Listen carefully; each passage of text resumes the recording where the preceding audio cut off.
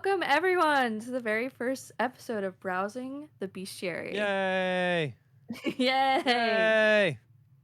Um, Browsing the Bestiary is a podcast that takes an in-depth look at all those creatures that put the monster in Monster Manual, the beast in Bestiary, and of course, the dragons in Dungeons and Dragons. I'm Dungeon Mistress Jayde, and I am Lore Master Andy. Hello. Welcome. We're glad you're here. It's good to we're have you here. excited to get started, yeah. Yeah. But before we do, maybe we should go over some of our background as players and lovers of D&D. Yeah, absolutely. How long have you been playing this wonderful tabletop game that not everybody, but many people, lots of people know and love, Jayde? So definitely not as long as you have. I started only about 4 years ago. When everyone started a new hobby during the pandemic, 2020. I actually started listening to D&D podcasts, Oh, nice. which got me in the love of it. Shout out to Dungeons and Daddies, NADPod, and of course Fantasy High by Dimension 20. Those were my favorites. Yes, Brennan Lee Mulligan, if you're listening, we love you. Which I do love you so much. If you remember, I took a picture with you at C2E2 in 2022. Just to let you know. Jealous. I'm jealous. One of these days, I will make it to a con. Eventually. Oh yeah, we have to go. You have to go to Gen Con with us. Yeah, or C2E2. C2E2 is fun as well. Yeah, whatever's closest. Gen Con. Nice. We'll look into it. So yeah, you've been playing for only 4 years. Only 4. Yeah, which to some of the old heads out there who've been with us since 3.5, that's okay. I get it. You've been playing for a long time. I started cutting my teeth into D&D. I think I started playing in 2017. I started right around when the second or third module for 5th edition came out. I actually started on the Storm King's Thunder campaign, and I listened for a long time to the Dice Camera Action show on Twitch, which was great until it ended. Chris Perkins, keep it up. You're doing great, dude. Now, Jayde and I both are DMs for our home campaigns where we share players who are which is so hard because we cannot talk to each other about each other's campaigns, and so we're just like that's so frustrated all the time. Yeah, I really want to tell you about this narrative, but also your character's part of it, so I can't tell you, but just know I'm cooking up something. So we'll have to, whenever we're trying to talk shop, we have to find one of our players that is not in one of the campaigns, so we can talk to them about what's going on. One character, one per. And they don't play as much D&D. they don't, but they're good sports. And we love them. We're all unleashing our inner theater kid. Which Andy was a theater kid, but my school was too poor for theater, so we never had theater. Yeah, it's unfortunate. Thank goodness we get our tabletop role-playing games. All right, Jayde, what do we have on the docket for today? What are we looking at? Well, today we're looking at a very classic beginner monster. And to introduce our monster, I want to do kind of a drum roll, but we're going to do a dice roll. Oh, so, yes. I got a pretty set of dice. I think this is from Dispel Dice. And I'm going to pick these up. Can you hear that? Yeah, little all right. Dice ASMR. Let's go. Oh, we got a 13. Nice. Hey, that is not the worst way to start out a podcast. All right, with a 13, that gives us goblins. Woo! Yeah, goblins. Oh man, yeah, they're great. Jayde, what is your experience with goblins? Well, right now, so as I said, I'm a DM, so we have a campaign together, and it's been going on for 3 years, and they just hit level 5. We just made it last night. I'm so Yeah. proud of us. But so goblins are definitely a part of it. They've been kind of just a nuisance so far in the campaign. Um but yeah, haven't had a lot of experience with goblins other than Fandelver in your campaign, Andy. No goblins. No Mostly goblins. wolves. But yeah, lots of wolves, some bats, maybe some stuff that was dead once. Yeah. Won't stay dead, you know. Yeah, so as I said earlier, I started in 5th edition with the Storm King's Thunder module, and that actually has you start out in a town called Nightstone that has been taken over by a band of goblins.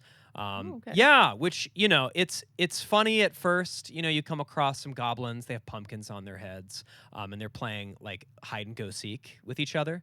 But quickly you So get cute. yeah. Well, it's adorable until they start ganging up on you and crossbow bolts start flying. The paladin goes down. It's a whole. For those of you out there who have started at level 1, you know how scary Mm. those monsters can become when there's lots of them. But yeah, no, goblins. Goblins are great. They're dare I say timeless, which we'll get into just how timeless they are. But let's start with what's Mhm. in the 5th edition monster manual. So, looking at our monster manual, it says goblins are small, black-hearted, selfish humanoids that lair in caves, abandoned mines, despoiled dungeons, and other dismal settings. Individually weak, goblins gather in large and sometimes overwhelming numbers. They crave power and regularly abuse whatever authority they obtain. And if we read on a little bit more, the entry says that goblins are part of a larger family of creatures called goblinoids. So with our basic goblinoids, we have goblins, obviously, Mhm. hobgoblins, and then bugbears, which don't have goblin in the Mhm. name, but it's okay. We still love them And anyway. we'll talk about those too another time, but right now we're gonna focus on just our mischievous little guys. Yeah, it's just little guys, Jade. They're just They're little just little guys. guys. So these are the goblins, all the 5e heads out there. I assume that's many of you. These are the goblins that we know and love today. But where did these cheeky little ankle biters come from?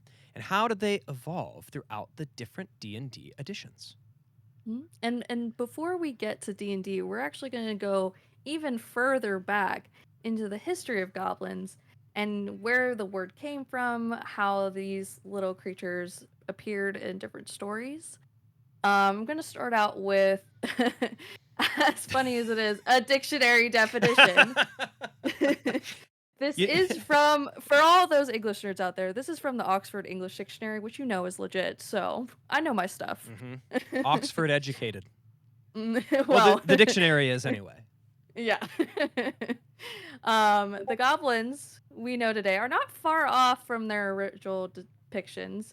In the OED, it states that goblins are often associated with the stealing of children and the Oh, stealing and hoarding of gold. They okay. are frequently believed to live in caves and are now depicted as green skinned. Hmm.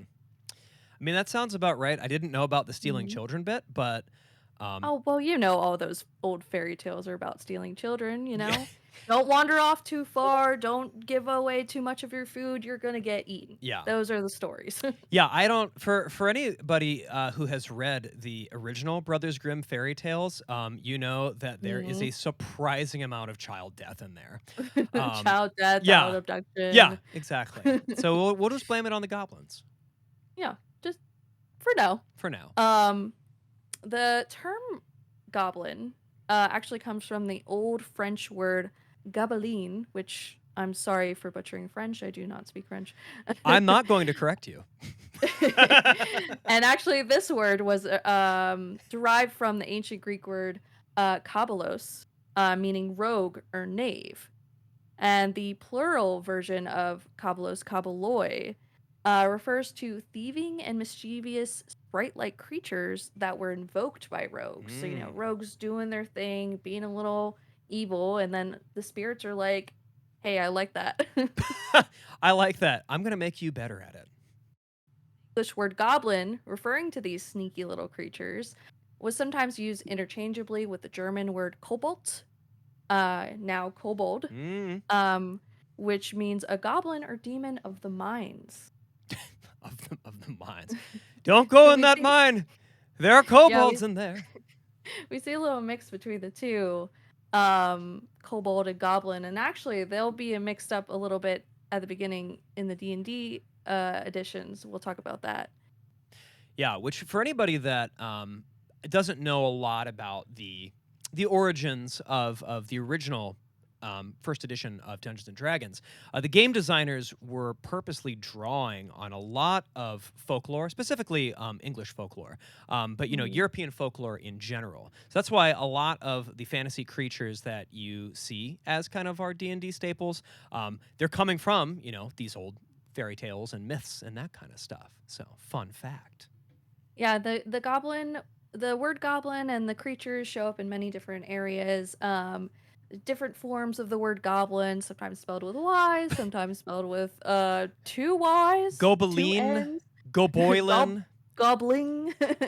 Gobelinlin. um, there, the term we found the most I guess offensive Oh, would be the term goblet, goblet. Yes. which refers to female goblins, and this came from a 1992 English fantasy novel. The color of her panties. Ugh. Ugh. That is aged. That has certainly aged. I'm glad we don't call them goblets anymore. Goblets. Eh. Yeah, so like Andy said, the goblins come from mostly Western folklore, but there are some instances of them coming from other folklore. In cultures such as Wampanoags, Pukwudgie, the Koreans Dokebi, and South Africa's Tokoleshi. These are all similar creatures, mischievous, likes to steal children, likes to steal, just in Yeah. general. Steal your stuff. Steal your kids. Yeah, so they kind of transcend um, a lot of stories, and most notably, they show up in for us for Western English speakers. Mostly show up in Western English folklore, mainly from England, Scotland, Wales, Ireland. Um, Most notably, Green's News, both from Heaven and Hell.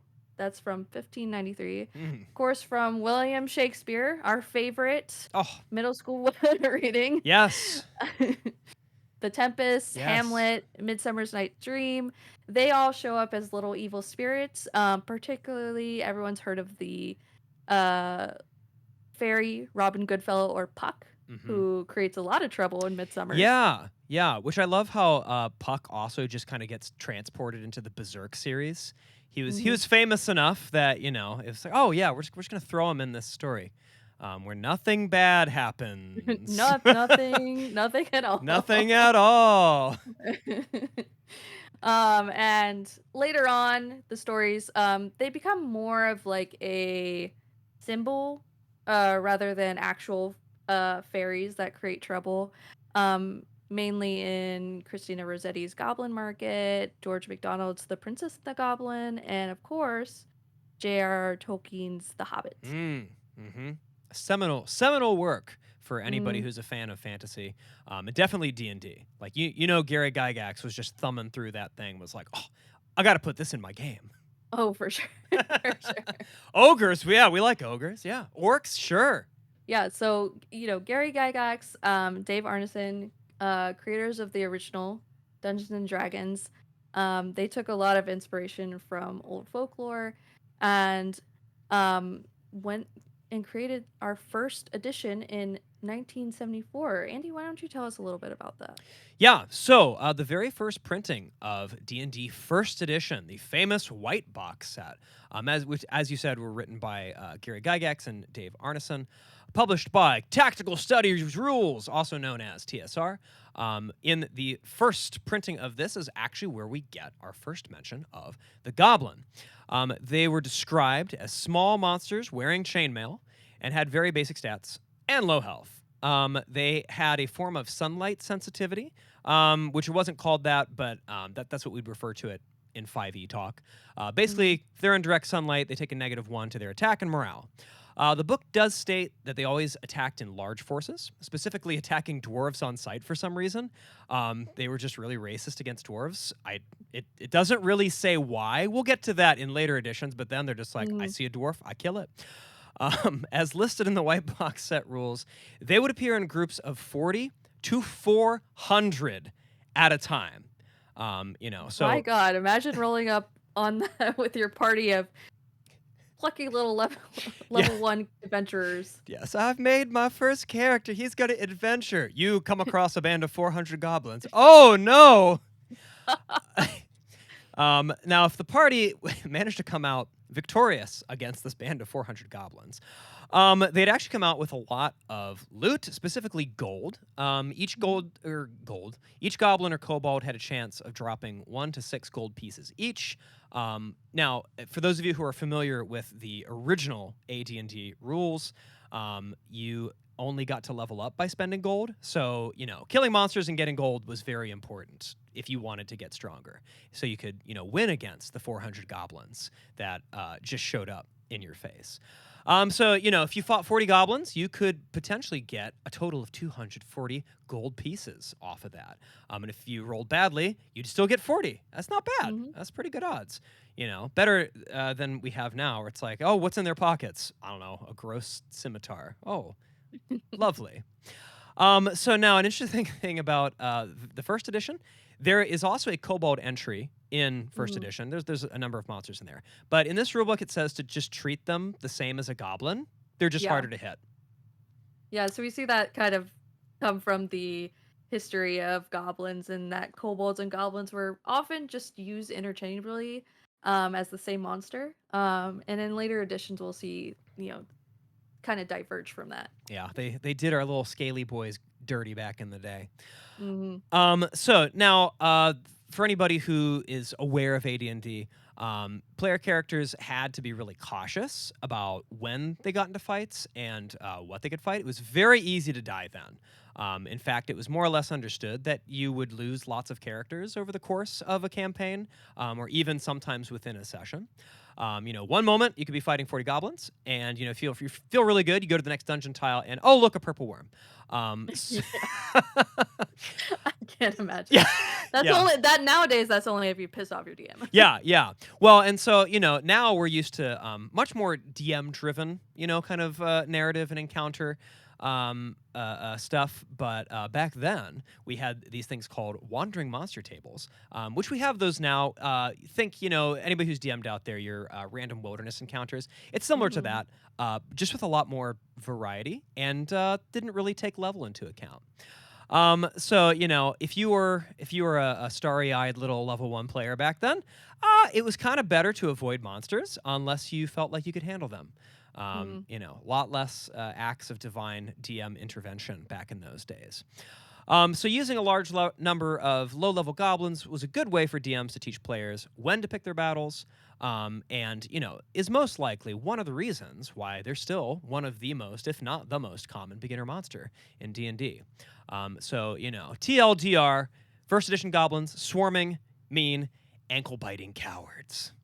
So Jade, can you tell us a little bit about how these guys get a change in AD&D? Yeah, so they're still swarming, mean, ankle biting cowards. But they do get a little more background. Stats wise, same. Um, they still have the sunlight sensitivity, but in this version they gain infravision, which Ooh. in 5e terms is dark vision. Sounds a lot cooler as infravision. Like they're I like think so little too. little predators, right? They can see your heat signatures. Lore wise, however, the goblins it becomes a lot richer in its description. Uh they get descriptions of their skin color. So according to AD&D, they range from yellow through dull orange through big red, which I personally love a lot. I kind of wish we had more of those descriptions. Nowadays, we kind of just picture goblins as green or like a dark kind of Yeah. swampy color. Yeah, Yeah. which we'll talk more about fifth edition a little bit later, but pretty much all of the artwork that's in fifth edition has them as that kind of like yellow green skin. Hmm. Not much in the way of variety, at least your standard goblins. So yeah, I'd love to see little brick colored goblins running around poking people. Yeah, I think that would be really cute. And they also describe where the goblins live, which usually are in dismal surroundings, dwelling in caves and other underground places so their sunlight sensitivity. We also get a description of goblin society. Goblins, in the book, were described as creatures that have a tribal society, with the strongest ruling the rest, allowing fealty to a goblin king. A goblin king. Sounds so fancy. Yeah, so this is a little bit before bugbears and hobgoblins kind of take over, um, but usually it is survival of the fittest. Uh, and mechanically, as the numbers of goblins increases, and depending on where the encounter happens, such as taking place either in the wilderness or in the goblin's lair, there is a chance of different goblin leaders appearing. This includes a sub chief, which the book describes as fighting exactly like a hobgoblin, but it's not a hobgoblin. A goblin chief, Okay. which fights like a gnoll, Okay. and then bugbears, which are just bugbears. Yeah, you'd think they would have figured out, having like different stat blocks, but I guess we just don't get those till later editions. It's a lot of work. Yeah. I understand. Yeah, got to save paper. Yeah. Additional mechanical changes. There's a 25% chance that 10% of the goblin force will be mounted on wolves, if they're encountered in a raiding party. Um, the appearance of bugbears and wolves kind of foreshadows the future of goblin hierarchy and society, in which the strongest rule, so bugbears are going to take over, as well as goblins raising wolves and eventually wargs, which wargs are a monstrosity type creature that kind of looks like a scarier wolf. I just really a horse-sized, scarier Yeah, wolf. a horse size. Yeah. It is a large creature, yes. So eventually Goblin Society will have all of these different creatures living together in this society. Now, there's an interesting change we get in AD&D, because I Mhm. guess it wasn't clear before. Kobolds, you just use the goblin stack and add a modifier. Now, the AD&D Monster Manual kind of muses that goblins might be distantly related to kobolds. Which, as we Okay. said before, is just taking inspiration from folk mythology, right? It's a Mhm. spooky spirit thing. It's a goblin. It's a kobold. It's a sprite. Whatever. This monster manual does go as far to say that some goblins could speak in the kobold's language, along with their own language, as well as Orcish, Hobgoblin, and Lawful Evil. And this is another just kind of weird thing about some of the earlier editions. Mhm. Basically, if a creature has an alignment, it also gets a special language for that alignment. So, if you were lawful good, then you can speak lawful good. And if you're not lawful good, you can't speak lawful good. So, for anybody that's ever done an interrogation scene, this I guess was a way to streamline this a little bit. The Mhm. quote here, if you are lawful good, then speak law. Um, cool, but Yeah, I'm kind of glad they did away with that because it kind of gives, it takes away from the mystery and the lying and the interrogation roles. It's just like you're lawful good, speak law. yeah, it definitely makes it harder to run like a politically charged, espionage and subterfuge campaign. She's like, oh nope, that guy's lying. He can't speak law. Um, another kind of fun thing that we get in AD&D is that we have the first mention of a longtime player favorite, something called a Nilbog, which appears in the very first Fiend Folio in 1981. Wait, Nilbog, isn't that just goblins spelled backwards? It is. That's a little silly. Oh, trust me, they're super silly. We'll talk more about them in the 5e section. But for now, just know that like these are the silliest of silly little guys. Goblins come with a lot of comedy built into just kind of Mhm. their lore, and Nilbogs, I mean, they just play that to a T. They're so silly. Yeah, I Um, had a lot of fun researching the Nilbog. The first mention of them is pretty interesting, it's and when we awesome. get to that point, yeah, we'll talk about that. But let's move on. now that, AD&D gives us a little more lore, a little more facts, we'll move into AD&D second edition, which is 1989. Um, our little friend, appears in the second edition's Monstrous Compendium, Volume 1. Mm. And a fun fact about this edition of D&D is that later on, in the 2E era, goblins not only appear as just a monster, but they're also made available as a player character race, in the Oh. complete book of humanoids. So, we finally get to try out different races besides, fighter, dwarf, elf.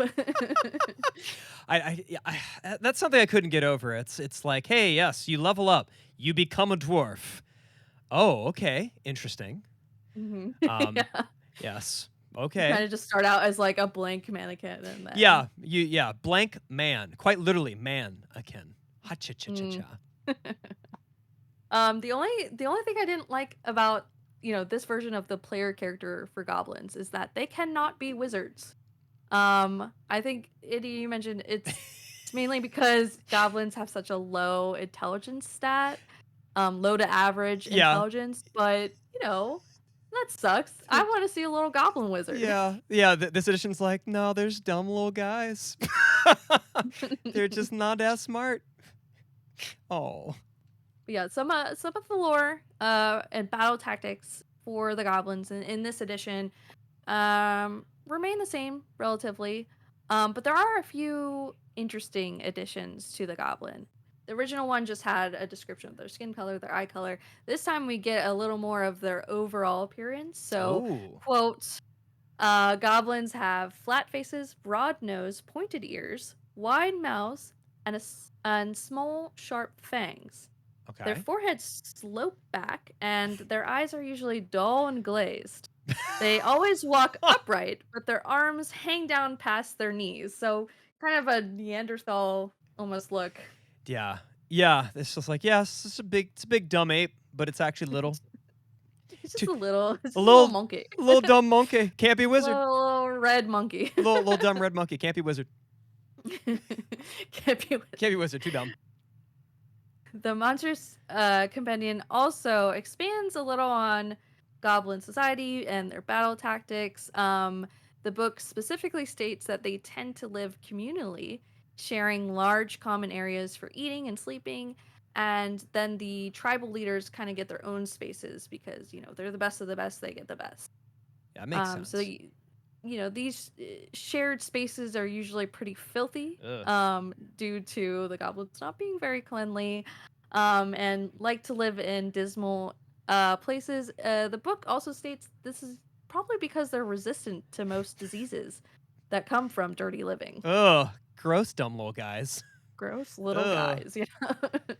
As a communal society, they share much of everything, the food, the spoils that they take from unlucky adventurers and villages that they pillage, with the tribal leaders, taking the pick of the litter, basically. Um, with that, with all their pillaging and stealing, they do tend to spoil the surrounding habitat that they live in and kill off a lot of the wildlife. So wherever goblins are, it's usually a mess. Yeah, it seems like this edition is really trying to drive home that they're just kind of pests. Mhm. You Mhm. know, it's like your adventuring party is like glorified exterminators to come in and deal with the goblin problem. Yeah, which kind of makes sense now for how many there are, the 40 to 400. That doesn't I think that doesn't go away until 4th Oh edition. Lord. Okay. Well, Yeah. yeah. No, that makes a lot of sense then. Yeah, so and as for their tactics, the book goes on to state a little more about their preferred weapons. Usually simple, easy to use weapons that don't need a lot of training because they're simple little guys. They're dumb guys. They use spears and maces and sometimes short swords. For the most part, you're usually just gonna be counting a big group of them, and just like the earlier editions, a small percent of that is going to be mounted forces Hmm. or um, some goblin leaders. Especially when you get to the goblin's lair, There's going to be wolves, and now we see the wargs. The wargs are coming in. Ah, okay. And with that, including the the goblin chiefs, the bugbears, we get a little inclusion of goblin shamans. So Oh. even though they can't be wizards, they can be shamans. They can use magic, but like not cool magic. I'm doing air quotes. Not Yeah. cool magic, which, yeah. Yeah, which it makes sense because the chance of running into a goblin shaman is very low. And the compendiums, some shamans, goblin shamans, can reach up to level 7, but that's if they survive. If they live that long. So one thing, as we were researching this, kind of a cool thing about second edition is the designers seemed to really be focused on wanting to flesh out more of the lore of their actual setting. So in addition to, as you talked about earlier, right, goblins are now a playable race for player Mhm. characters. We also get a lot of other player races, right? In addition to our, I guess, the OG short stacks, dwarves and halflings. Now we have gnomes, and there's a bit that goes into how goblins are apparently, decent miners, and because of that, Mhm. in second edition, they now hate dwarves and gnomes, which were introduced in second edition. So I just thought it was really interesting that, the designers went out of their way to be like, look at all these races we added, and look at how they hate each other. We gotta throw in the fantasy racism, of Well, course. yeah. And now we have a reason. It's because they don't like how they mine and construct Hmm. things. Uh-huh. So, Yes, the dwarves mine too good. Don't mm, like it. Mm-mm. gnomes build too good. Gnomes build too We good. we Goblins, hate that. yeah, we hate that. We dumb. We hate that. So yeah, second edition, we do see a lot more about their lore, about their tactics, a little more nuance, about why goblins are the way they are. But edition 3E, kind of takes those changes and Mm-hmm. cranks it up a notch. Mm-hmm. And I have a lot to say Yeah. about third edition. Yeah. Well, in third edition, once again, for the old heads out there, you already know this, but third edition is where, not that there weren't, story narratives that were part of previous editions, but third edition is where we see some of the really like famous modules or kind of miniature not inventions, but adventures come out, like Sunless Mhm. Citadel, that kind of stuff. So yeah, it makes sense that the edition that kind of pushes the game to the next level story wise is also going to come with a lot of additions for our little guys, our cute, Mhm. mean, dumb little guys. Yeah, and a lot of supplements in this. So many Obviously, supplements. everyone knows about third edition, but also 3.5 Oh edition. yes. So lots of updates to the original core book, which now, instead of the monstrous compendium, we are at the first monster manual, Mm. as well as all of the supplements that came out with it later. Mm-hmm. In this era of D&D, goblin stat blocks go through a huge change, updating to the new rules of D&D. The weapons for goblins are upgraded. We now have them wielding morning stars and javelins, Pokey. and they no longer have sunlight sensitivity. So these guys are pests during the day and the night now. I uh, guess the caves are getting a little too cramped, huh? yeah, or maybe with all these color options, they wanted to work on their tans. There you go. Yeah. And now players can encounter much smaller groups than goblins rather than the standard 40 to 400, So which many. 3E in this edition counts as a whole tribe. So we're not seeing 40 to 400 goblins out in the wild. Yeah, This is a whole that society makes a lot if more you're going to sense. stumble upon that. Yeah. And these smaller groups include gangs, which are 4 to 9 goblins, a band, which is 10 to 100, which consists of warriors and non-combatants, led by some kind of sergeant or a leader. And then finally, you may encounter a war band, which is 10 to 24 goblins, usually on warg mounts. Ooh, cranking it up a notch. Yeah, yeah, they mean business. I feel like the 3E goblins are pretty nasty. Yeah, yeah. Well, also, wolves are scary. Wolves with goblins on Mhm. them, scary. But a warg can talk to you. as Yes. it's ripping your face off. That's very scary. Which actually, the warg I found out, Andy, is the warg and the goblin are smarter than our dumbest character in our campaign. Our barbarian is 6 intelligence, and Oof. goblins are 7. Oof. That's I mean, it's very on the nose for a barbarian, but still. Mhm. Wow. Mhm. Yeesh. He definitely um, can't be a wizard. no, we cannot. Oh man. But yeah, so appearance wise, 3E goblins are kind of the same as their previous predecessors, with the minor addition of adding in a little more detail about their height and their weight. Mhm. Mhm. A more noticeable change includes removing a lot of their languages. So before, they spoke all those languages, including alignment languages. Yeah. Now they can only speak Goblin and sometimes Common, which has now been created as the universal language in D&D lore. Yeah, which that makes a lot of sense because the lore talked about how dumb they were, and then it's like, and also they speak a bunch of languages. Yeah. Yeah, doesn't quite vibe, right? It's hard to suspend your disbelief on that. Mm-hmm. Mm-hmm. Um, Additionally, another big change is the change to the goblins' alignment. So originally, goblins were considered lawful evil. In this edition, they're neutral evil, which I think makes a lot of sense because even though they got a kind of hierarchical society, it's still a bit chaotic Mm-hmm. and it's kind of, you know, for yourself. Um, in terms of society, so it makes a Yeah. lot of sense to do this change. Yeah. Well, also with the lore too, right? Just like the goblins are getting, kind of a nice big fresh coat of paint here, in third edition. They're buddies who before were kind of tangentially mentioned, the hobgoblins and the bugbears. Now Mhm. they're getting a lot of love from the designers as well. And that, of course, comes with their own alignment changes. With hobgoblins now becoming the lawful evil of the goblin ish guys. Mhm. Bugbears are the chaotic evil. So the goblins kind of needed to fit somewhere in between. So they got that nice little bit of neutrality. Yeah, that makes a lot of sense. Yeah. I'm kind of glad for that change because seeing a lawful evil goblin just I just picture like a kind of devilish goblin Yeah. who's like, I have paperwork here. Yeah, that's right. Says we could stab you. Could you sign so I can stab you, sir?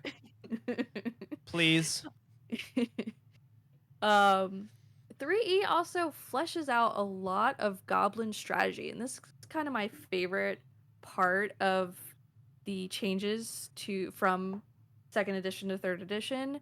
They're not just described as kind of cowardly and numerous in quantity, with some chance of stronger goblins being thrown in the mix, but 3E really gives more insight onto how goblins use tactics, stating, quote, being bullied by bigger, stronger creatures has taught goblins to exploit what few advantages they have: sheer numbers and malicious ingenuity.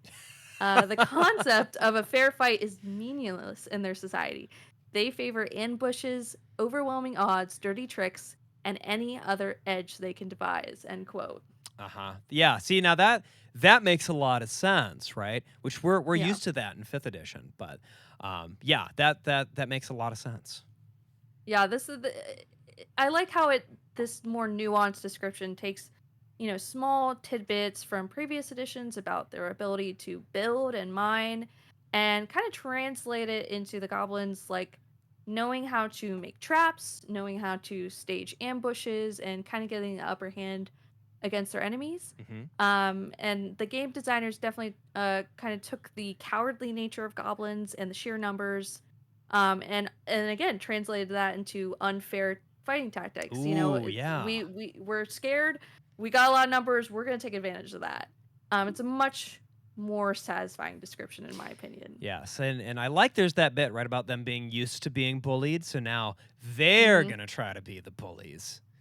Exactly. Yep. I like that. And this also translate into third edition's description of goblin society. So it's kind of similar to previous editions. They live in communal, dirty, stinky lairs with kind of bullying leaders in which they have to survive by stealing and pillaging from others. Gross.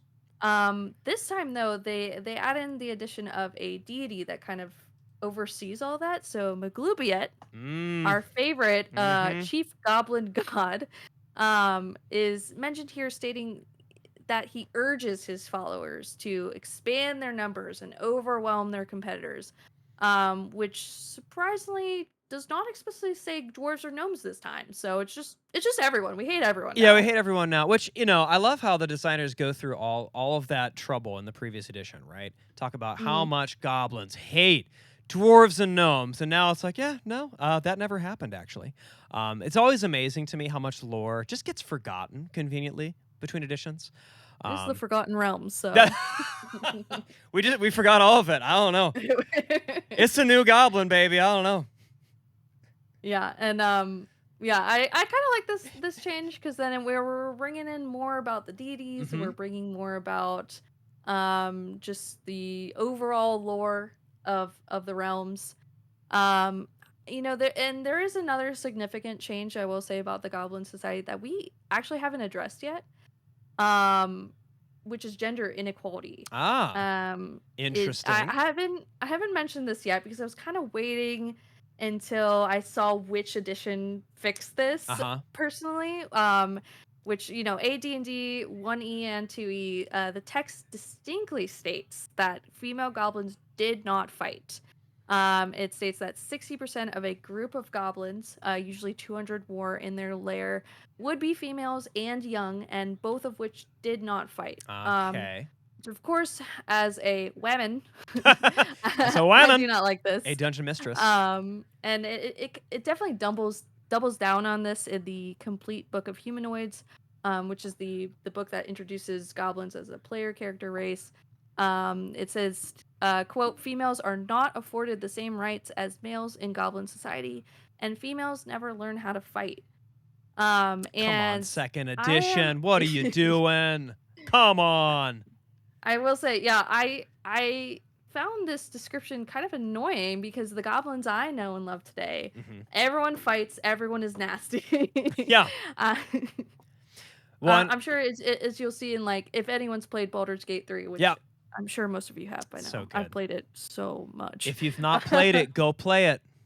Go get it. Definitely. In the goblin lair, the females and the even the young Even the are kids. vicious. They're fighting, they're battling. So I kind of love that, especially in a doggy dog kind of society. Hmm. It just makes sense that the women would also be fighting. Yeah. Well, especially right. We talked about how you know, goblin tactics are adapting in third edition because they're used to being bullied Mhm. and stuff.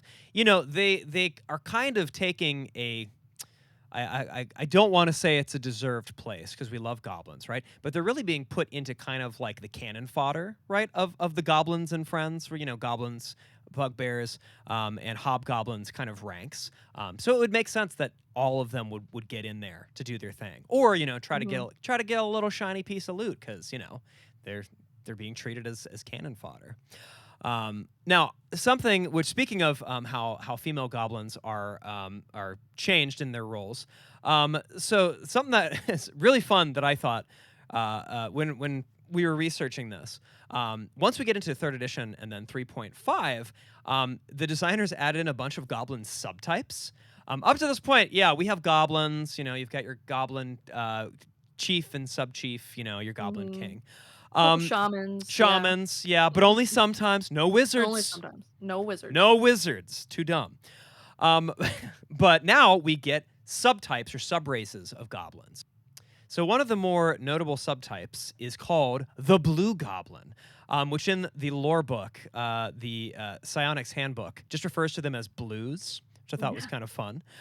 These are goblins that are born smaller and weaker than their normal brethren, but they gain the ability to use psychic powers as they mature.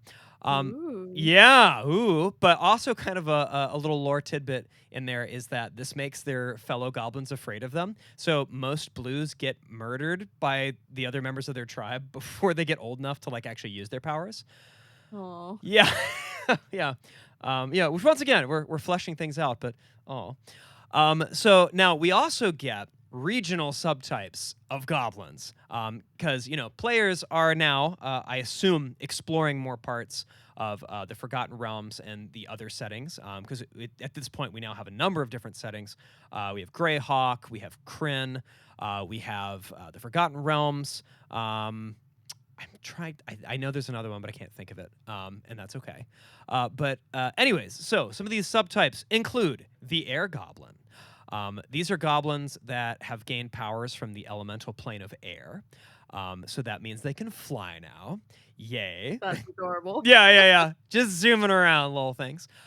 We have the Aquatic Goblin. Have you ever heard of sea elves before, Jade? I have not actually. Well, they're elves that live in the ocean and can breathe water and have a swimming speed. And these are goblins that do the same thing. Makes We, sense. yeah, we have the Underdark version of the goblin. These are things called Vril. Now, these are goblins that were basically taken from the surface world by the Drow, who, surprise, surprise, did horrible genetic experiments to them over the course of many goblin generations. And this has given the Vril extra long limbs, so they're actually now medium-sized creatures instead of small-sized creatures. Oh, okay. They have a trait called adaptable skin, which basically means they can decide what damage type that they get a reduction against. And they now have a sonic screech that can shatter people's bones and make people dazed and confused. These are kind of like the ambush predator bodyguards of the Drow world, along with all the other ambush predator horrible things that the Drow use to keep people Mm. away from their cities. Yeah, Um, the Underdark is just full of creatures and races that each experimented on the other, creating the other. So yeah, it's just a big hodgepodge of that. Yeah, which an interesting thing in the lore is that Vril, for the most part, are super, super loyal to their drow captors, whereas there are, of Mm. course, other species and monsters that are reluctantly in service of the drow. And that's because during these experiments and selective breeding, the drow specifically kept favoring the ones that were dumb and loyal. So that's Mm. fun. We have the Desert Goblin, which these are, goblins in sand in the desert. Interestingly enough, their stat block says that they get bonuses to gathering gossip in towns. And yeah, it's very interesting. In the lore, it specifically says they soak up gossip like a sponge. And I think you Oh, get I love that. yeah, yeah. I need I need gossiping goblins right now. Yeah. And the desert goblins, they travel in roaming nomadic bands of, the goblins and friends. So, desert hobgoblins, desert bugbears. It's going from place to place in the sand, looting places, all that kind of fun stuff. We get the forest kith goblin, which this is basically a very primitive caveman-like goblin, and they live in trees. And they are very unintelligent, but they are very strong. So some fun trade-offs there for your players. We get the jungle goblin, which are not the same as the forest kith goblin, because these are more or less normal goblins. They just happen to be very well adapted to climbing and leaping around in trees. So they get climbing bonuses, they get leaping bonuses. And the lore it Oh. specifically says jungle goblins are very accomplished leapers. Um, Oh no, I kind of imagine them as like leopards, like jumping down from the trees. That's terrifying, actually. Uh-huh. Well, also, another fun thing in their stat block is they actually get an armor bonus when they are in trees. So, they're good at jumping out of the tree onto you, and once they're back in the tree, it's harder for you to hit them. Yay. We also get the snow goblin. In my opinion, these are some of the weird versions. Obviously, they live in frigid regions. But these ones, they basically look like really hairy, ape things. They have these really big throat sacs that they use to make, quote, frog like calls. Which kind of look like beards when you first look at it, They but do. then they say that it's the frog call, so I just imagine it like ballooning up. Yeah, it's very strange. the ways that they can use these frog calls mechanically range from them being able to communicate back and forth over long distances, all the way to like basically inflicting fear on player characters. So there's some utility with the weirdness. I also love how in their lore it talks about one, they're extremely unintelligent, but they're also very, very aggressive. But it specifically in here says that the females are much more vicious than the males, and when they take captives, the females take a perverse delight in torturing any captives that they take. So, girl boss. Ladies love torturing. So basically, if a party travels far enough to encounter a new type of biome, there are going to be goblins waiting for them there that are perfectly, if not always naturally, adapted to it. So Yeah, so if you don't want to start your campaign out in a forest, you can go anywhere and still have our little goblin friend. yeah, elemental plane of air, we got a goblin for that. Bottom of the ocean, got a goblin for that. So now, that's our 3rd edition goblins. Jayde, what do you know about 4th edition D&D? I've never played it before. What I do know is that 4th edition cover art goes fucking hard. Mm-hmm. I absolutely love the cover art for 4E. But that's kind of the extent of my knowledge of 4E. Yeah, which, there's some really iconic 4th edition art out there. For a lot of the staple monsters, their artwork goes super hard.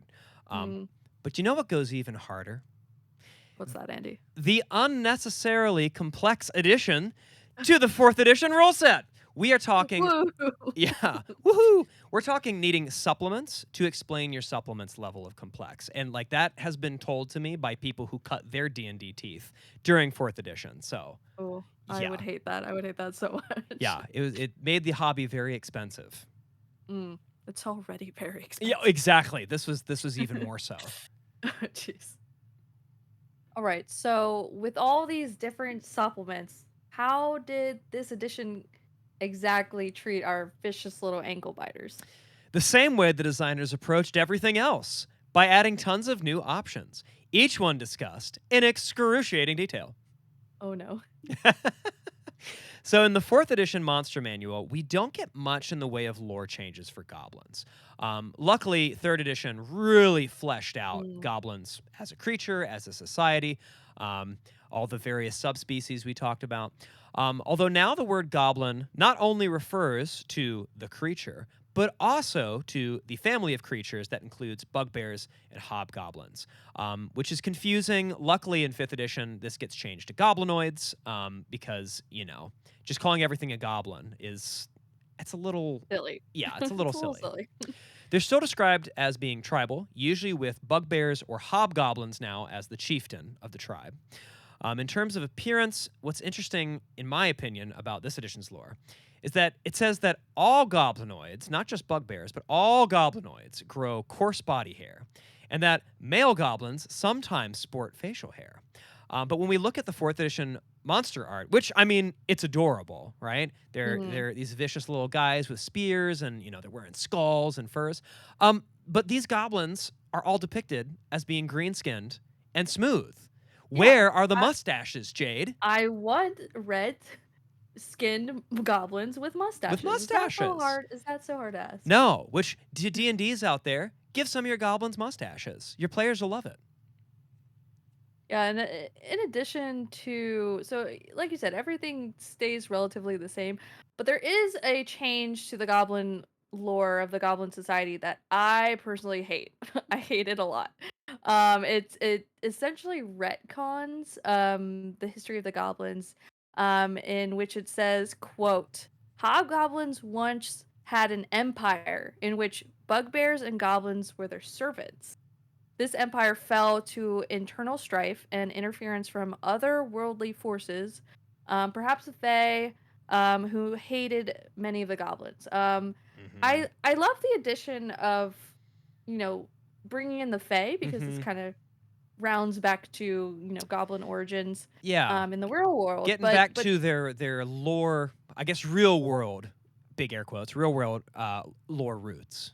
yeah, but making the hobgoblins kind of um almost rulers of previous goblin uh empires. It just doesn't make any sense to me. Uh-huh. And it goes on further to say that hobgoblins potentially created goblins using magical means. They also used magical means to tame other creatures like wolves and wargs, and also rats. And Oh, these okay. magical traditions, also created the bugbears, making them servant roles in the empire. And it just, yeah, it just doesn't make any sense to me, and I really don't like that change. And I'm kind of glad, we'll talk about it later, but 5e does away with this. The Mhm. otherworldly means comes back to the deities, comes back to fey creatures, but they take out this lore about the hobgoblins, which I appreciate. Yeah, which we'll talk about it in a later episode. But when we look at the 5th edition lore about hobgoblins and kind of their relationship with magic, this makes no sense.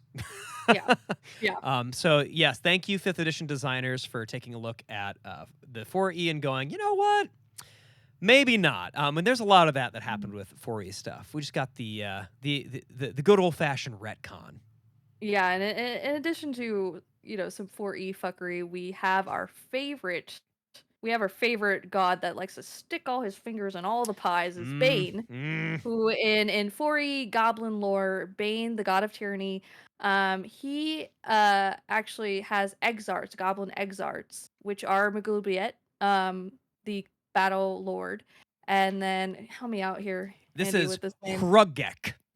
Rugek, Uh-huh. the master of ambush, which actually in I think later edition or in later supplements, Rugek is the hobgoblin god, if I'm correct about that. No, he's still the bugbear deity. Bugbear, that's right. Him and his brother, whose name I can't pronounce off the top of my head. I have to look at it. We'll get to Yeah, him later. yeah, Yeah. yeah. But yeah, Bane, so Bane's here doing his thing, spell plague, creating exarts. Yep, spell second plague, cough sundering. cough. Mm, uh, ugh. yeah, so these changes happen in the 4E monster manual. They give new roles to goblins. Um, in, in addition, to the lore, we get a lot of battle tactics, and I think this is more of the favorite part of DMs. The lore we Uh-huh. could do without, but the battle tactics are what the fun thing here. When this is where 4th edition really shines, Mhm, because 3rd edition is where the game really makes a change from being, kind of like a strategy war game in, 1st edition AD&D. Then it really turns into a dungeon crawler. But 3rd edition is where we start getting these bigger and more elaborate stories and battles, right? With mhm. much more fantasy elements. And 4th edition just cranks that up, right? You want options? Here you go, DMs. You want 17 different types of goblins? Here you go, DMs. Tell us a bit about them.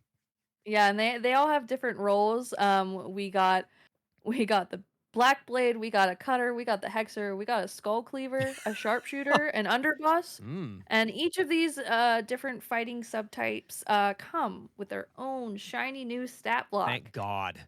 And they have a set role in each of the combat to kind of break up the fight. So it's not just throwing little guys at you with occasional uh, wargs. Yeah. It does break it up a bit. Yes, the dumb, mean little cannon fodder, right? Maybe they made some traps and stuff. Oh, now Mhm. we have roles and tactics. Ooh, yes. Get out your hexes, right? Get out the minis. Let's go. Yeah. Now they're not just little ankle biters in numerous groups. Now they're little ankle biters with tactics. It's terrifying. It is. And this will see a lot more of this expanded upon in 5th edition, which we are finally at. Andy, tell us about 5th edition Yes, Goblin. we made it back into familiar territory. Thank goodness. Which all my 5e friends out there, love you, appreciate you, see you. We're in the same boat as you. Looking at the information that we talked about a little bit before in the 2014 Monster Manual, which Mhm. was the second core rulebook for our current system, which is all about to change. But it doesn't really add much in the way of standard Goblin lore. to what was already written in 3.5 Mm, and 4th edition. As we said before, now the goblins are part of the goblinoid family. thank Um, God. thank God, yes, exactly. And they're still the same mean-spirited, cowardly little creatures as they were before. This time, the Monster Manual in 5th edition doesn't really give a description of their appearance. Presumably, this is to give more freedom to the DM and the players for any non-player characters and player characters to describe them Now we how they get like. red goblins with Uh-huh. mustaches. Yes, yes, yes. And if anybody makes a red goblin with a mustache, send us a picture because that Hmm. sounds adorable. Similar to our previous editions, the 5th edition goblins tend to make their lairs in dark, easy to fortify places like caves, underground caverns, or abandoned ruins, or other kinds of structures that they move in and take over. Goblins deck their lairs out with a variety of alarms, which will alert the inhabitants to any intruders, as well as with simple traps that are designed to slow down any unwanted guests. This gives the goblins within time to either escape or mount a defense, going back to those tactics. Hmm. Simple traps include pitfalls, cave in roofs, and rolling log traps.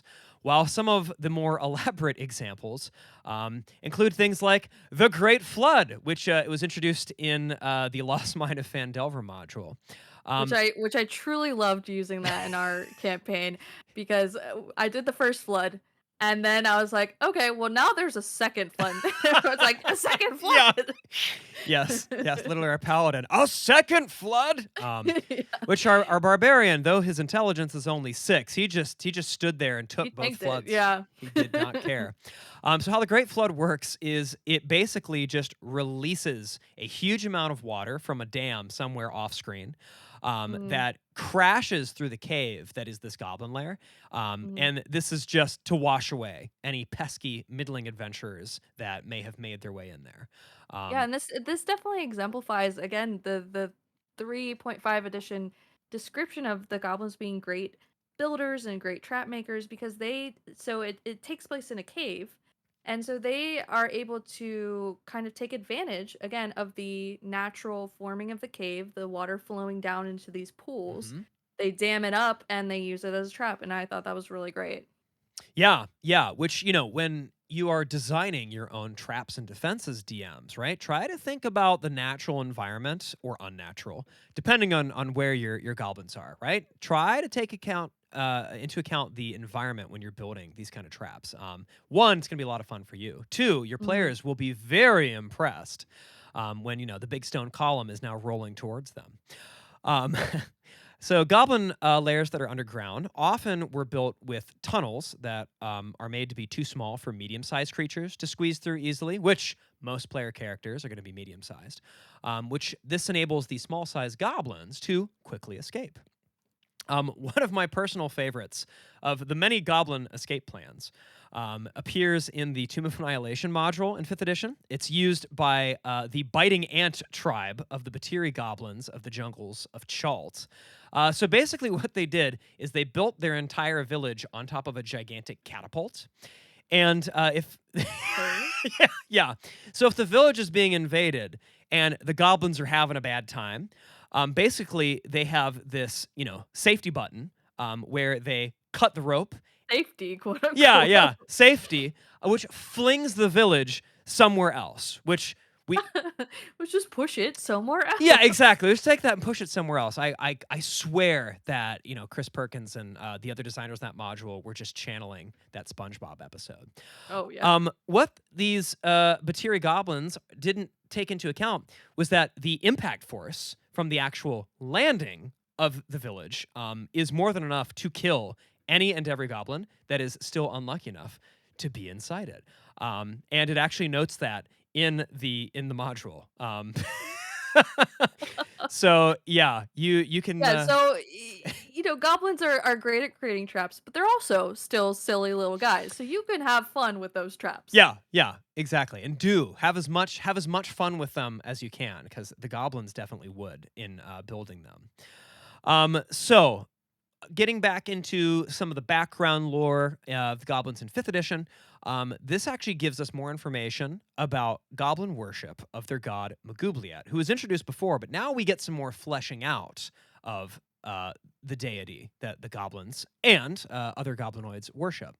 Um, so each goblinoid subrace has their own specific deity, but they all worship the overgod Mm. Magubliet, who also is known as the Mighty One and the Lord of Depths and Darkness.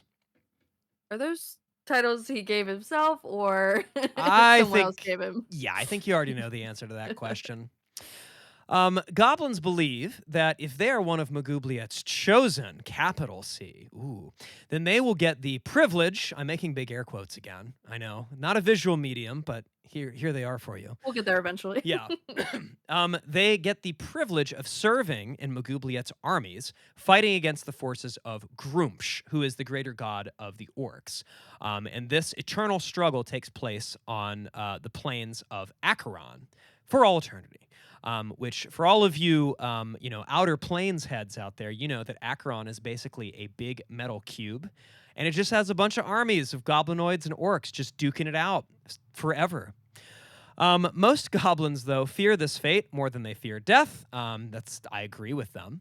That sounds awful. It should be noted that goblins only serve Magubliet because they fear him, not because they have any real love or adoration for him. And this is a big difference between the goblins and then their goblinoid cousins, the Mhm. bugbears, and the hobgoblins, who actually think Magubliet is pretty cool. Uh, in the 2016 supplement, Volo's Guide to Monsters, Magubliet's conquering nature is more emphasized. The book states, in bygone times, the goblinoids were distinct from one another with separate faiths and different customs. Then Magubliet came and conquered all who stood before him, mortals and deities alike. So basically, he came Basically the Fire Nation of goblin gods. very Yeah. much so. Well, and it's funny that you say that because Magubliet is described as like a 12-foot goblin who is all Mm. black and has flaming eyes. So, I'd say that's pretty on the money. So basically, yeah, he came down and he slaughtered the pantheons that each different goblinoid race had, leaving alive Kagorbeog, who was the main deity of the goblins, Hruggek and his brother, who I forget. Those are the main two deities of the bugbears. And then Mm. Nomog Gaea, the hobgoblin god of warfare and authoritarianism. Just a really, really great sub-pantheon he's putting together underneath him. Just a real believer in the plight of the little guys and democracy. Kagorbeog was the goblin god, or rather is the goblin god of oppression and social order, and was only spared because he was the only one to bend the knee to Magubliet and survive. All the other goblin deities that put up a fight did not. Conquering these deities forced the mortal beings of goblins, hobgoblins, and bugbears to live under one set of traditions, even though they are very different in nature, just as different as halflings and dwarves and elves are to each other. If we're looking at goblins mechanically, the standard goblin actually changes quite a bit from previous editions. They get a nice bump to their AC, owing to the fact that they are small and nimble. So they have an AC of 15, which, your first level players will get very mad at because they're so Mhm. hard to hit. Yeah. They only have 7 HP, though, so if they get hit, normally they don't stay up for too long. At max, they have 12. They do have a cool feature called Nimble Escape. Basically, they get bonuses to hiding and getting away from anybody that's chasing them. And they can squeeze through small spots without losing too much speed. And then instead of having all of those, chiefs and sub-chiefs and stuff of previous editions, we now just have one beefy goblin that's called the Goblin Boss. They get some more AC. They get 17 with their chainmail. Still not too beefy. Their normal HP is 21, max is 36. I love these guys because they have a feature called Redirect Attack. Because goblin bosses, of course, are in charge of, other goblins. So if there is a goblin within 5 feet of the goblin boss, they can use their reaction to redirect any attack that is meant for them to a goblin that is standing next to them. So, Kind of special. like a backwards sentinel. Yeah, exactly. It's basically special effect meat shield, but, it works for them. Yeah, and kind of getting back to the Goblin Society lore, on top of expanding upon the deities, Volo's Guide also expands upon Goblin Society and states that it actually has a caste system now, Mm. which Mm-hmm. for those of you who don't know, a caste system is kind of like everyone has a place in the society, and some are gonna be better than others. Mm-hmm. And you're And in born this, into it. And you can't change it. Isn't that yeah, fun? except for a couple instances, which we'll talk about. Mm-hmm. But in general, there are just four different main roles that goblins take on. Number one is lashers. In goblin tribes, they don't really have nobility unless they have a king or queen. But most of the time, the closest you're going to get to royalty are the lashers. They are warriors, tacticians, beast tamers, and they are trained in the ways of mining, smelting, forging, and religion. So the lashers enforce the will of the goblin boss, literally whipping other goblins into line. Lashing them into line. But Yeah. Underneath the lashers are going to be the hunters. They have the second highest status in the tribe. They are trained in weapon fighting and are mostly skilled as wolf and warg riders. They make up the scouts of the cavalry, so protecting the tribe, making sure no one comes near. Underneath them, of course, are going to be the gatherers. So, because this is a dog eat dog world, the fighters and the hunters are going to be on top, and the people or the goblins who are going to be gathering food are going to be a mm-hmm. little bit lower.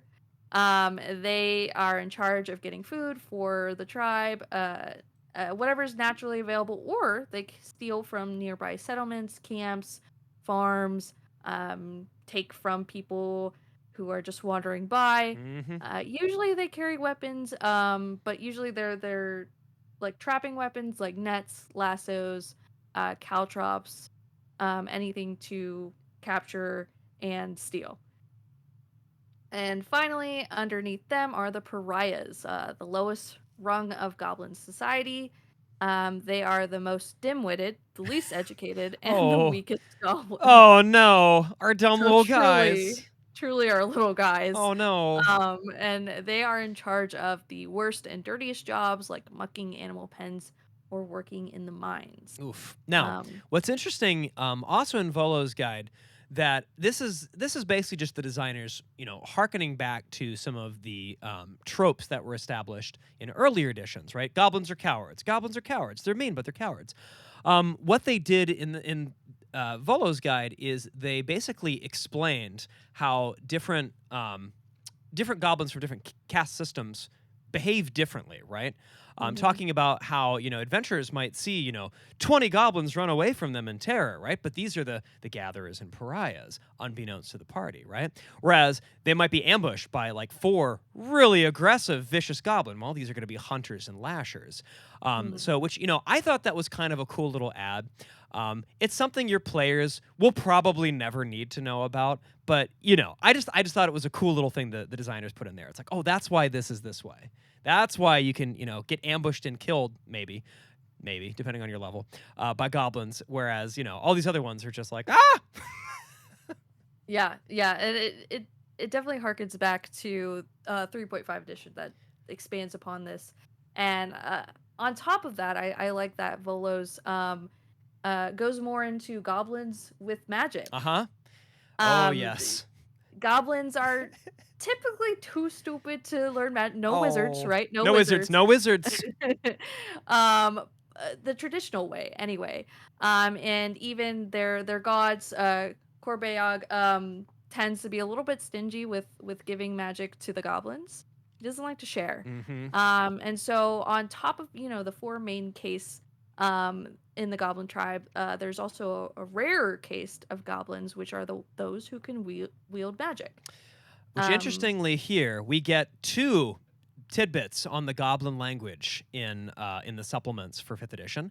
One is that the goblin word "bree-yark" apparently means "we surrender." The supplement says that's not definitive. But what the supplements are definitive about is that the goblin word for magic is "booyog." Mm-hmm. And we'll see that come into play with the different types of spellcasters, all of which are booyogs. Mm-hmm. So the All first one we booyog. have is just a regular booyog. They're extremely rare in goblin society, but these goblins are the ones who are either smart enough to learn magic on their own, which is very rare, or they're gifted with the ability to use magic. And the booyogs come in different varieties. So first one, Booyog Caster. These goblins are the smart ones. They're the ones that are goblin wizards. Ah, We love goblin wizards. the They can exception. No goblin wizards except for this kind. yes, the Booyog Caster are those who served under a hobgoblin wizard and can use a couple cantrips, can use a couple spells. They're relatively smart. Mm-hmm. Mm-hmm. Under those are going to be Booyog Wielders, which are goblins that really smart enough to learn magic on their own, but they are smart enough to use a magic item. And DMs out there, you can have a lot of fun with this by giving the wielders just crazy items Yeah, that they could try to use. in Volo's guide, it says you might want to give them, like a circlet of blasting or a wand of fireballs, which I mean that's pretty on the nose. But like you were saying, Jade, you can have a lot of fun with this. Goblins are kind of off the wall, right? What about a Mhm. goblin that runs up and chucks a portable hole underneath your party? What about a goblin that has a decanter of endless water that just uses it as basically a giant fire hose to knock your party members over? All kinds of just off the wall zany stuff. Maybe there's a goblin who's using his spider step slippers, right, to climb up a wall to get a better vantage point when he's shooting crossbow bolts. The sky is the limit. Make it as off the Mhm. wall and ridiculous as possible, and your players will love it. Yeah, definitely recommend to utilize the booyogs, especially the wielders. Mm-hmm. Um, on top of that, we have booyog whips, which I mentioned before. Kerbayog was a little bit stingy with giving goblins magic, but the goblin whips are technically warlocks. And now I'm using big air quotes for Kerbayog, but they're not true warlocks. They're more like Kerbayog's. Like, okay, you can have the ability to dominate a couple of your fellow goblins, use them in battle, but that's all I'm gonna let you do. And then that's 1d3 of other goblins. So that's all you could do. He's the stingiest. It's very on the nose. Mhm. Mhm. Oh. But there are true warlocks in Goblin Society. These are the Booyog slaves. I'm not really sure why they're called slaves, other than they do make pacts with the worst of the worst, hags, devils, demons, liches, fae. So that's probably why they are Booyog slaves. But they are true warlocks. They can use warlock magic. It just comes from a bit of an unsavory place. Usually, the more unsavory, the better. For narrative reasons, it does state in the supplement that their patrons oftentimes literally take their pound of flesh when they Mhm. are not, sufficiently pleased by the actions of the goblin. So it kind of flavors it, saying, you have your goblin slave missing patches of hair, maybe missing patches of skin, maybe missing an ear, an eye. So yeah, they're not having a good time, but they can use some powerful magic. Yeah. And then there are finally those goblins who are just lucky enough to be born with magic. They are the goblin sorcerers. They are called Booyog, Booyog, Booyog, Ooh, triple Booyog. triple booyog. But of course, that it always comes with a cost for the goblins. They are goblin sorcerers with wild magic surges Oh no. every time they use magic. So, again, you could have fun with this, and you could have just wild magic surges all the time. It'd be I so much fun. I like to imagine, right, that whenever they're trying to do their like silly little magic thing, right, they just yell booyog, booyog, booyog. They explode in a cloud of blue flame. Right, everybody, roll dexterity saving throw. Um, also, there's no more goblin.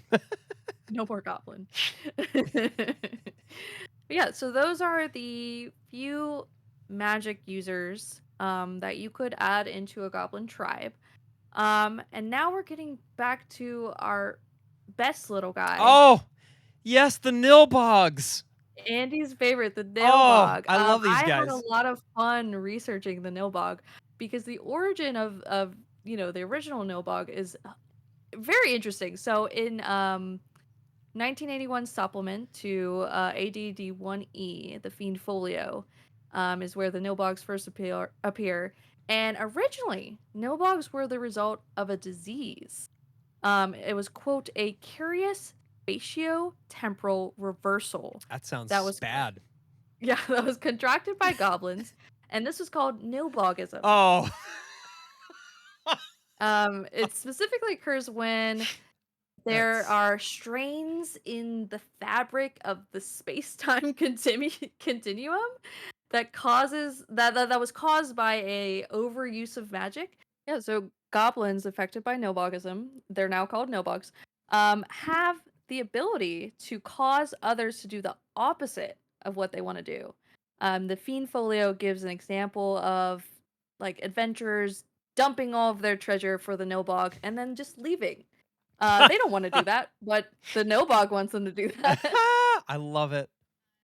And this makes the Nilbog a very powerful being because there's no saving throw against this compulsion, and only as the Fiend Folio states, well used and powerful spells like the Wish spell can defend against it. Oh, So this is wow. like crazy powerful, yeah. Yeah. And additionally, the Nilbogs have the power, which changes a little bit in later editions, in which when you attack a Nilbog, it heals. Oh. And so the only way to deal damage against a Nilbog is actually to heal it. So using cure wounds, using healing potions is the only way to damage Oh, it. I love it. Yeah, It's so chaotic. it is, and it changes a little bit in 5e, which we're gonna skip to. So in 5e, um, the cause of Nilbogism changes drastically. So now instead of a rift in this space-time continuum, which is just insane to me, now it's product of the gods. So in Maglubiet's rampage of killing all the goblin gods except for Kerbayog, there is one goblin god whose spirit lives on in certain goblins. This Spooky. once, yeah, it's an unnamed god. So this once it's a trickster god actually. That A makes lot of sense. historians Yeah. believe. Historians. It, yeah. This god's name was lost to the void, but pieces of the god still remain, and it now possesses the spirit of one goblin. Whenever a large host of goblinoids forms, so Mugubiet, of course, wants to make a lot of goblinoids, and he wants them to fight a lot. And so whenever this happens, whenever this successfully makes a big group, the Nilbog comes by, and the possessed spirit of the goblin with Nilbogism kind of revels in sowing fear and chaos among the bugbears and hobgoblins who are very lawful, want to get things done, and so the tribe has to um appease the spirit basically. And if you do not appease a Nilbog spirit, again, it is endowed with the power to drive others to do the opposite of what they desire. So, thwarting all of Maglubiet's plans of conquering, kind of a small act of revenge for killing him, Mhm. or her.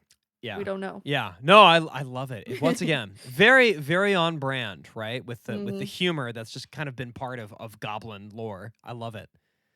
Yeah, and what's even funnier is that some goblinoid tribes will kind of create a position for a goblin. It's a jester position, essentially, that wards off Nilbog spirits. So the Nilbog spirit says, "Oh, there's already a Nilbog here. I don't need to be here." And so it kind of keeps away the chaotic spirit without actually having to appease it. The What is goblin just go ahead. Oh, I was gonna say, what exactly is the job of the jester? What does the goblin in that position get to do? What do they So have to do? it's actually a really nice, cozy position. It's the jester position. Their only job is to keep the Nilbog spirit away. So they're being a little chaotic. They're being a little silly. They get to do whatever they want. They get to go wherever they want. But they don't actually interfere with any of the plans. So as long as they're being a little extra silly, they're doing the job right. I just love the idea. You set your very serious scene. There's the hobgoblin commander, right? The war boss, who's talking to your players and threatening them and monologuing. And in the background, you just see the little jester just drop his pants, start waving his little cheeks. I have to agree. Yeah, when Andy was telling me about the Nilbog, I was like, "Nilbog, what is that?" And then I researched it. I love this character. I Yeah, love it so much. they're great. It's the Nilbog is a great option for I mean, obviously for an encounter, but if you're looking to make a recurring, goblin NPC that your players will Mhm. love as part of a bigger campaign, put a Nilbog, put a goblin jester in there. They'll love them. Um, so in addition to our different kind of levels and rungs of goblin society, we do have regional types of goblins that have stuck around into fifth edition. Which some of these are actually native to different areas of the Forgotten Realm. Specifically, we have goblins that are called bakemono. These are basically weird, kind of mutated goblins. They're bigger, they're more aggressive, they're a lot dumber. Their whole Mhm. thing is that they are native to the region of Karatur, and they basically just like mob things and rip them to shreds. They're Mhm. they're really funky looking. They almost look like overgrown like frogs with fangs. It's very strange. Um, Which, bakemono, for anyone who wants to know, is the Japanese word for monster. So, yeah, yeah. So very cool designers. But also, why are we just making another type of dumb goblin? Come on. mhm, mhm, We have the Batiri goblins, which we mentioned earlier. These are goblins that are native to the peninsula of Chult, and they make a prominent appearance in the Tomb of Annihilation module. My favorite thing that they do is they will create something called a Batiri battle stack. And that is where four goblins will jump on each other's shoulders, and basically, it's goblins in a trench coat, right? But without the trench coat. And it's kind of disorienting to your players because the description has them all waving spears. They have these big, scary tribal masks on. But mechanically, if your players like shove, kick, push over, or kill the bottom goblin, the whole stack just falls apart prone. So they look kind of scary, but once your players figure out the physics of them, pretty easy to defeat. But they're still a lot of fun. We have the Cragmaw tribe. These are goblins that are native to the Neverwinter Wood on the Sword Coast. They appear in the Fandelver module. We have the Decanter, which are goblins trapped in the mines of Decanter. These are ruins of the Empire of Netheril. These guys were created by an Alhoon who calls himself the Beast Lord. And these don't look like normal goblins. They have manes of thick, shaggy hair like a lion. They have rhinoceros horns, and their fingers end in long, sharp claws. They are kind of almost like minotaurs of the mines, where they'll just kind of like rush and try to tear apart whatever is unfortunate enough to come in line of sight of them. I'm kind of imagining, like, tiny little minotaurs just running through a maze, like, after you, and you're just like, "Do I run? Do I not run?" I'm scared, but I also kind of want to pet it. Yeah. We also have the Grodd. These are goblins that are trapped on the demiplane of Grodd. It's basically a city that was transported into this demiplane, which is it. If I remember correctly, it's in the middle of the plane of elemental Earth. So it's just Mm. surrounded by rock everywhere. There was a gold dragon that took this goblin city in there. And they were there for a while, and then the dragon died. So now they're in the midst of infighting and possibly a civil war if your DM wants that. Um, yeah, it can be fun. You can also ignore it entirely. Um, so, getting back to our origins, okay, one thing that I really like that fifth edition did for where kind of goblins came from, they went we could say it's a new direction, but it's really not. They went, Mhm. now that we're about 50 years right past the beginning of this of this role playing game. They've gone all the way back to the folklore, where our goblins are coming from. And this was specifically in Mordenkainen's Monsters of the Multiverse, which, in my opinion, has really done a lot, even though it's a relatively short entry. Has really done a lot to kind of flesh out, how goblins work. So according to this supplement, goblins actually originated in the Feywild, not on the material plane. Back to our little mischievous sprites. And they originally were the servants of the Queen of Air and Darkness. So, as servants of the Queen of the Unseelie Court, they were given two gifts. The first being the ability to find the weak points of their enemies, and the second being an almost supernatural ability to get out of trouble. Right? We're justifying that nimble escape now. Which, I thought that this kind of did a good bit of adding another layer to our little gobos. Before they were just kind of foot soldiers, cannon fodder, in the service of a, really authoritarian and awful god that, conquered them and killed their deities. Now we have these goblins who previously, were in the service of basically a deity, but, a godlike entity in the Feywild with their own pantheon. Then Magubliet shows up, kills all their gods except for Gorbaev, kidnaps them to the material plane, presses them into service in his physical armies, and then takes some of their souls to serve in his armies on the plane of Acheron. It's almost Kind of makes goblins a little bit sadder in their backstory. yeah, right. If your players somehow know all of this, they maybe are a little hesitant, to just slaughter the little guys. Maybe they feel a little bad until a crossbow bolt sticks in their shoulder, then they're like, okay, well, maybe not. But as I said, I think some of these lore changes do a good job of kind of justifying some of the goblin traits, specifically those that are available if you want to be a goblin player character, which, in addition to the nimble escape, which we talked about earlier, player character goblins get something called Fury of the Small, which lets you do a little bit of added bonus to a character, or not a character, but a creature that's bigger to you, or bigger than you, rather. And then goblin player characters also get Fey ancestry, which is really cool. Ooh, yeah. If you, DMs out there, want to throw some curveballs at your players, you can now give that Fey ancestry to your enemy goblins. And if your players are trying to, charm them during an interrogation, you should just kind of laugh as the magic doesn't work. That's mischievous, Sandy. That's diabolical. Yeah. So, hopefully you won't be like the paladin in Jayde's campaign who just resorted to cutting their fingers off. But, that's a story for a different time.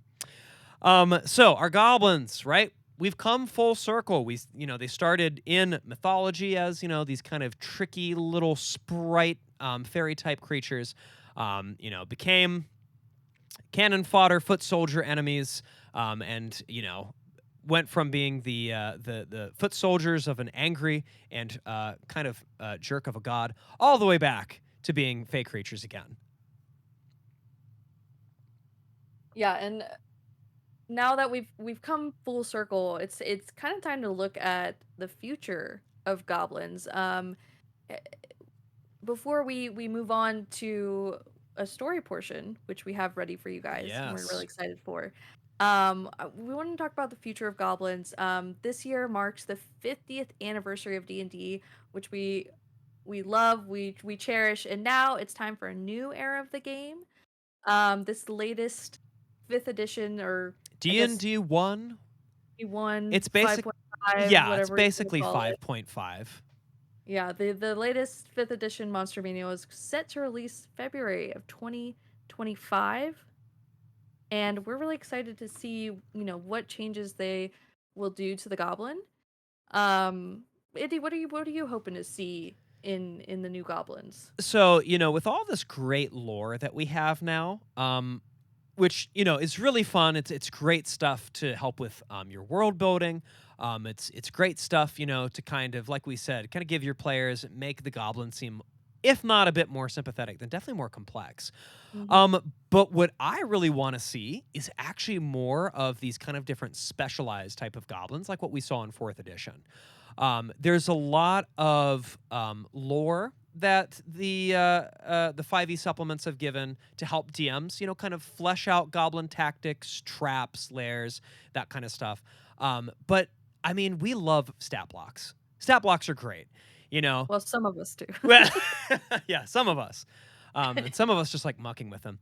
But I thought in going back to Mordenkainen's, in Mordenkainen's Tome of Foes, we got a whole bunch of new types of trolls, a whole bunch of new types of ogres, and a lot of other things, right? But I really like having all of these different subtypes of creatures to throw at Mhm. players. So it's not just, oh, it's another goblin. It's like, oh, well, this goblin has, I don't know, a heavy crossbow that he somehow operates with his feet. Or, this goblin, I don't know, is using magic, and here's a unique stat block for it instead of him just being a warlock on the goblin chassis.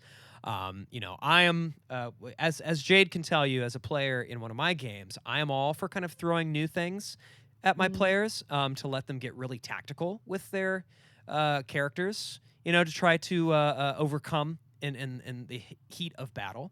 And I just love having more stat blocks to be able to do that with. Jayde, what are you kind of looking forward towards as one D&D stands before us? I I definitely want to see. So I really love, as I said before, the supplemental lore that came from Bolos and Mordenkainen's, about Goblin Society and the fact that they're long lost Fae that were taken by a conquering god. I love that addition. I think I'd like to see kind of all that information condensed into the newest core book. That way, we don't have to keep getting new books to find this lore. It's all right there for us. We don't Um, want fourth edition fever again, right? We don't no, want to be please, thumbing please through don't. all the different supplements to figure out, what we're doing. Yeah, and then, as I raved before with the 3.5 edition, they did such a good job with melding the lore and the nature of goblin tactics together. And so taking, the lore from Volos and Morkins and then taking the stat blocks that you love to see, melding it together on all of that would be great to see in the core book. Yeah, yeah. And I think I speak for DMs everywhere when I say that would be really nice to have just in one Mhm. one tidy package. Um, So yeah, so that wraps up our deep dive into goblins, our unnecessarily detailed dive into their history, first as fantastical beings of mythology, all the way through the first couple editions as swarmy little ankle biters with no motivations, to the pretty nuanced and complex version of the goblin that we have today. I think hopefully anybody listening, will understand why goblins have just become such a staple of the D&D universe, Mhm. and will hopefully. Yeah, and whether, the goblins are part of a larger goblinoid hierarchy, or they're sneaky little ambushers or cunning tacticians. Goblins have proven time and time again, as we said, that they're more than just simple starter enemies. Like Andy said, they started out as little foot soldiers, and now they're more representative of like a persistent challenge that kind of embodies the spirit of D&D. Yeah, They're very absolutely. adaptable, they're always evolving, and they're just fun to encounter in your campaign. And it's a good enemy to also teach players basic mechanics of fighting and even running away, like picking your battles, choosing where to start. So yeah, we love our little We guys. love our little guys. They're nice little guys. So now that's the end of our lore portion. We have Oh, cooked. wait, Oh, before you go, stay tuned. I'm sure, Andy, I think you were going to say this already, but I stay was. tuned. We have a scenario time. We're going to give a little bit of a snippet of what it would look like to utilize our goblin friends, and also where we give a hint of next episode's Beast of the Week. Mm-hmm. Mm-hmm. Yeah. So this is more of a narrative Mhm. kind of style of scenario telling. But hopefully this will get your creative juices kind of going, DMs. And feel free to take whatever you hear here and either put it directly into or adapt it for your own home campaign. So without further ado, I'd like for you to picture this.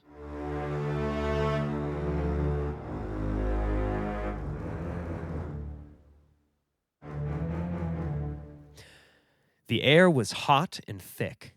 Each breath felt like taking a sip of hot soup. The jungle was alive with calls and caws, chittering and squawks, the sound of 1,000 different creatures.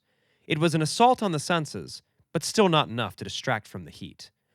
"It's been 2 goddamned weeks," said Grognak, "and we found nothing." The burly half-orc shifted his pack, his brow dripping with sweat. "This payout better be worth it." He looked at his fellow adventurers. Kenthiel was scratching behind one of his pointed ears, looking at the map for what must have been the 1,000th time.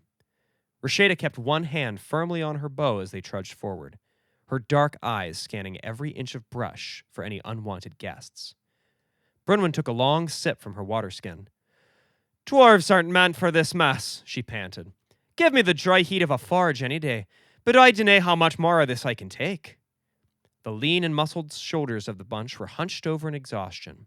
The jungle was clearly taking its toll. Still, each leg, tall and short, continued moving one in front of the other, stopping every now and then for a sip of ever-dwindling water or a glance at the seemingly ever-changing map. On one of these stops, Grognak pulled out a small silver pocket watch, looking mournfully at the initials lovingly carved in the back and looking morosely at the cracked watch face covered in dried blood. "If only the others could be so lucky," Grognak thought to himself. He quickly shoved the watch back in his pack. "I don't understand. We should be right on top of it." The elf tossed off his pack, which hit the ground with a thud and a muffled clank of meticulously positioned pots and pans. "We followed the map precisely," Kenthiel groaned, flicking the parchment with the back of his hand. "The jungle has a way of taking back what belongs to it. We'll be lucky if we find them at—" Rasheda stopped mid-sentence, a loud snap ringing through the air. Everyone dropped low to the ground, ready for another attack. They weren't about to let whatever was coming through the trees get the drop on them this time. "Wait, goblins?" Brunwyn whispered, as 5 short, slender, ruddy-skinned figures emerged through the brush. "Maybe we can ask for directions." One of the figures pointed in their direction, jabbering away in a gravelly language Grognak couldn't understand. Another raised a long reed to its lips, blowing a puff of air into it and sending a feathered dart right towards them. A string of arcane syllables leapt from Kenthiel's lips as a sphere of purple energy surrounded Brunwyn. The dart was repelled, landing harmlessly in the dirt. "I'm afraid, Winnie, that these lot aren't the direction-giving type." A jet of flame erupted from his fingertips, engulfing one of the goblins. Another raised its spear, then went rigid as an arrow embedded itself in the goblin's left eye. Rasheda silently knocked another arrow to her bow. "All right, ye lot, we mean business," Grognak bellowed, adjusting his stance. "But we can play nice as long as you do the same." The goblins looked in Grognak's direction, then back at each other. "Perhaps I will be proven wrong," Kenthiel mused, lowering his right hand ever so slightly. The 3 remaining goblins looked at each other, their pointed yellow teeth moving upward into indecipherable grins. Without warning, the little tricksters pulled their dark leather bottoms down, ruddy red rumps out for all to see. The 4 adventurers momentarily let their guard down, befuddled by the bawdy display. The goblins, taking advantage of that moment of incredulity, quickly pulled their breeches up and puffed one last blow dart towards the group before scampering away. There was a pause in the hot and humid air as Grognak looked at the small dart in his shoulder. Ripping the small barb from his skin, Grognak crushed it in his hand and pulled out his 2 hand axes. "That's it," growled Grognak. "They're dead." "No, wait," yelled Rasheda. "There could be traps." But Grognak was already rushing in the direction of the goblins. Grognak crashed his way through the jungle, vines and branches clawing and snatching at his face and clothes.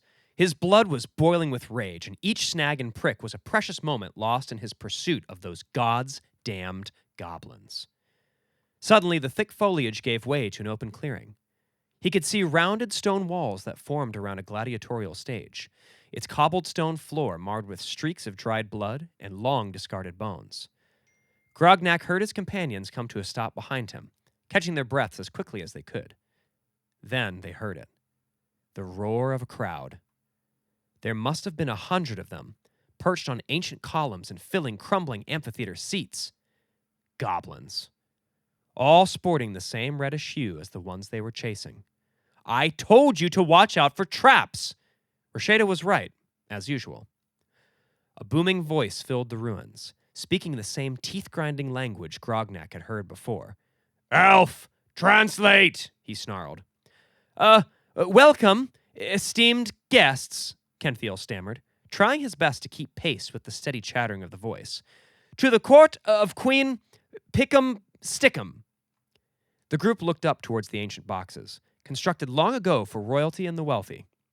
The once filigree-adorned columns were now covered in skulls, tied together by ropes and garnished with filth. The goblin sitting in the seat of honor was a portly creature with a beastly set of yellow gold teeth. She sat underneath a gnarled crown and a staff embellished with gunk-smeared jewels and gems. So he found the damn place after all, Brunwyn muttered. Didn't expect it to be under new management. You are welcome to earn your freedom, provided you play by our rules. Rule 1, survive. Rule 2, make it entertaining.